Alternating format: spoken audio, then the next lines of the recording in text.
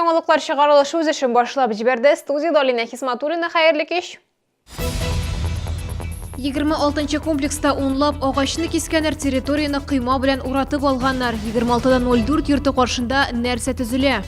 Кыш бабай ишек шакый. Полиция балик булмаганнар белән эшләү бүлегендә исәптә торучы балаларга бүләкләр өләште.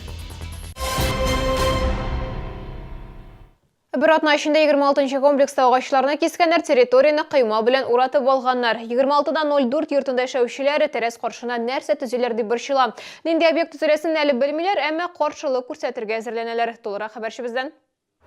Мәктәп тукталышы янында урнашкан мәйданда якынча 10 агачны кискәннәр. Барысында бер көн эчендә юк иттеләр дип биредә яшәүчеләр. Безгә кибет монда битне кирәкми. Безнең монда менә магнит бар, бик безне устраивает ул. Магниттар. Әле ишек алдында да тагын кирәк булса, ишек алдында да безнең квартирада магазин бар. Ул да бар.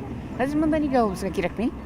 Безнең менә бу агачларны кискәннәрне бик ишебез авырт, ишебез пуша. Яңа гына эшли башладылар, шушы кыймаларны гына. Уже бер нинди тынычлык юк уже. Бөтенесе ишетелеп тора. Тәрәзәгә киләсең, төрмәгә утырта башладылар безне вообще. Әле күпме аны нитәләр әле хәзер төзиләр әле неизвестно. Төзегән вакытта ничек безгә түзәргә, бөтенебез ширлебез. Әлеге кыймаларда бернинди мәгълүмат та юк, комплекста яшәүчеләргә дә хәбәр итмәгәннәр. 26:04 йорты янында нинди объект төзеләсен белер өчен берничә инстанциягә шалтыратканнар, әмма төгәл җавап бирүче булмаган. Наш дом, давнишний дом, так сказать, завода двигателей. Мы все живем с самого начала здесь, знаете. И мы за свою экологическую обстановку тоже беспокоимся. В основном у нас тоже пожилые люди, участники войны. Нет, нам не надо. Под самыми окнами, как раз у нас под самыми окнами. Вот.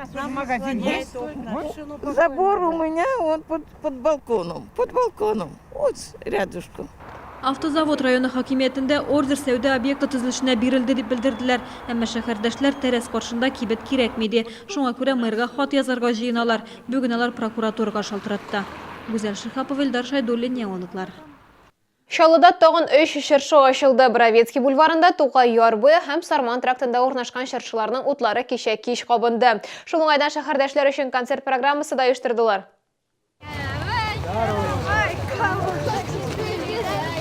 Бәйрәм 4-тә башланды. Мәкәгатьчеләр микрорайонда кеше күп җыелды. Олылар да, балалар да чыршыны күрергә килгән. Новый год – это добро, счастье и веселье, когда тебе твои родные заботятся и дарят подарки. Для всех людей это прежде всего семейный праздник, конечно же, в кругу своих самых родных, близких людей, детей, родителей, мужей, сестер, братьев, друзей, конечно же. Без шатланабыз яңа ел бәйрәме белән. Елның үтүе белән әйбәт кенә үтте. Алда көндә тынычлык булсын, һәрбер кеше бәхетле яшәсен. Чыршы утлары кабынгач, концерт номерлары күрсәтелде. Кунаклар өчен төрле бәйгеләр узды. Яңа елга кадәр 10 көн калды, шәһәрдәшләр инде әтәч елы белән саубуллаша башлады. Давайте дружно крикнем «Ку-ка-ре-ку!» Еще раз, 3-4. Ка-ре-ку! Тукай яр буенда да бәйрәм төзекләндерелгән мәйданда 2нче ел чыршы куела. Быздан тау өлгерткәннәр якын арада шугалакта булачак.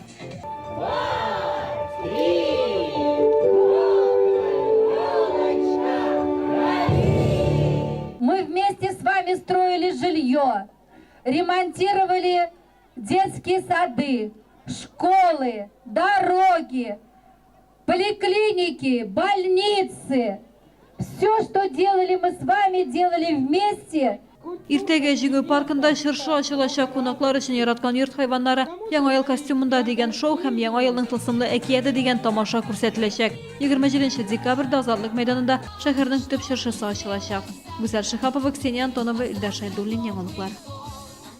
Полиция хезмәткәрләре бәлик булмаганнар белән эшләү бүлегендә исәптә торучы балалар өчен бәйрәм оештырды. Балаларга полициядә хезмәт итүче этләр үз осталыкларын күрсәтте. Ахырдан Кыш бабай бүләкләр тапшырды. Бәйрәм мондый форматта беренче тапкыр уза, моңа кадәр балаларның кинолыклар өчен күргәне булмаган. А наступающий какой год? Год собаки. Поэтому мы вот самые счастливые, наверное, детишки и родители, что вы оказались здесь. Балаларга этләрнең осталыкларын күрсәттеләр. Нигездә кинологлар немец овчаркалары, лабрадор һәм спаниель тукымлы этләр белән эшли.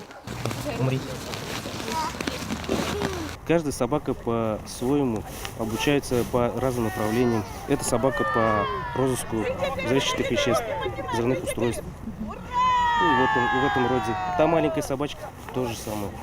Есть по общему розыску, есть по наркотическим средствам. Мне было интересно, как они на запах определяли, где что находится. Мне понравилось, как собака полицейская выполняла движения, которые ей приказывал хозяин. Также движение с каруселью мне понравилось, где они искали различные вещи. Бәйрәм ахырында Кыш бабай килде. Кто угадает, какой едет Мороз? Правильно. Почему полицейский Дед Мороз? Почему полицейский Дед Мороз? Погоны и штаны лампасы. Да? У нас по городу около 600 неблагополучных семей состоят на учете. В них проживает около 1000 детей. Все дети у нас будут поздравлены, они получат все сладкие подарки и будем исполнять у кого-то желания еще и различные мероприятия проводить. Бүгеннән полиция Кыш бабайы дигән акция башланды. Яңа елга кадәр исәптә торган барлык гаиләләрдә бүләк алачак. Гүзәл Шихапова, Ксения Антонова, Илдар Шайдуллин, яңалыклар. Яңа елга кадәр 10 көн вакыт калып бара, димәк теләкләрне үтәр вакыты җитте. Яңа ел алдыннан алалар да, кешеләр дә хыялларының чынга ашуына өметләнә. Һәм юкка гына да түгел. Һәрберсе теләгән бүләген Кыш бабай кулыннан алырга тели. 15 яшьлек Игорь Аксеновның теләге чынга ашты инде. Шаллы икмәге компаниялар берлеге оештырган хәйри акциясе быел да старт алды. Кыш бабай балаларга алдан хатта сораган бүләкләрен әзерләде инде. Берничә ел дәвамында әлеге акция кысаларында 4000-гә якын баланы яңа ел белән котладылар. Быел бәхет беренче булып Аксеновлар гаиләсендә елмайды. Здравствуй, Игорь, как же ты вырос за год? Я получил от тебя письмо и сразу же примчался к тебе. Игорьга 15 яшь, ул үзенчәлекле бала. Гаиләсен музыка тыңларга, уйнарга ярата. Мөгаллимнәр аны өенә килеп укыта. Бәйрәмнәрдә Кыш бабай белән очрашканы булса да, ак сакаллы карт фатирга беренче тапкыр килә. Кызыл капчыктан алдан сораган бүләкне чыгаргач, Игорь бик куанды. Бүген аның бер теләге чынга ашты. Даже Дед Мороз, когда всегда приходит, всегда Новый год в режиме ожидания. То есть ему очень нравится, когда приходит. Несмотря на то, что пытается рассказать стишок, ну, к сожалению, получается только эмоции положительные. Скажи мама, папа. Папа. Игорьның 5 яшьлек сеңелкәше Люба да Кыш бабайның килүен түземсезлек белән көткән, махсус җырда өйрәнеп куйган. Дед Мороз, гош наш новогодний, нас с тобою, Дед Мороз, весело сегодня. Акция дәвам итә. Тагын берничә гаилә үз чиратын көтә. Хәйрия программасы кысаларында Кыш бабай Шаллы икмәге кибетләре янында уен мәйданчыклары оештырачак. Әлеге программа 4нче ел дәвам итә. Быел аның масштабы киңәйде. Кыш бабай зәйдәге балаларын да котлаячак. Алар өчен чыршы янында бүләкләр белән уеннар, бәйгеләр оештырылачак. Теләкләр чынга аша, бары тик ышанырга кирәк. Бу сезгә искрәсе соңгы мәгълүматыбыз иде. Мин Алина Хисматуллина сезнең белән сау булашам. Сезнең дә теләкләрегез чынга ашсын.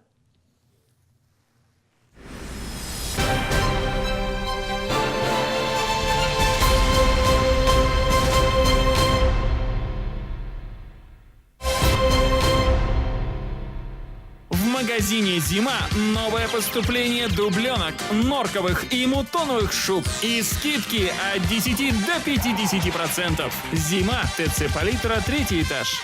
Открылся первый в Набережных Челнах центр лечения и реабилитации пациентов, страдающих лимфостазом. Мануальный лимфодренажный массаж с бандажированием, лечебная физкультура. Прием ведет врач-лимфолог, сердечно-сосудистый хирург Валиулин Дамир Хамзаевич.